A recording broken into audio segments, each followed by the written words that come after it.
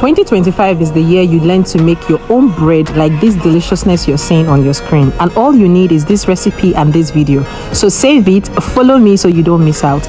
Into a large bowl, you're going to add warm milk, you're going to add salt, sugar and dry active yeast. You're going to add vegetable oil, crack in 1 egg and give that a good mix till well combined, and then all-purpose flour will follow next. You're going to mix this till you get a dough consistency like what you see here. Transfer that onto a floured surface, add in your butter, and you're going to knead. Now, full list of measurements and their ingredients would be in my caption. Check that out. While kneading, it is going to be messy and seem like you've made a mistake. No, you didn't. Just keep kneading. Do not add extra flour so that your bread will turn out soft and nice.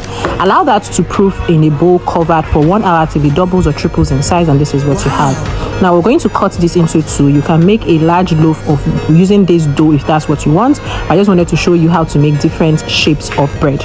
Roll that into a loaf and put it into your loaf pan, and then the other ones you're going to cut into rolls and then just put it like this, or you can use a round pan and just make bread rolls. You're going to cover this again to proof for at least 30 minutes till they double in size. Brush with egg wash, which is just egg and water mixed together.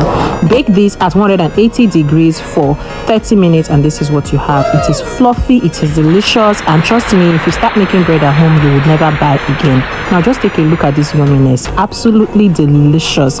If you learned a thing or two, follow me, share this, like it, comment, and I'll see you in my next video. Bye.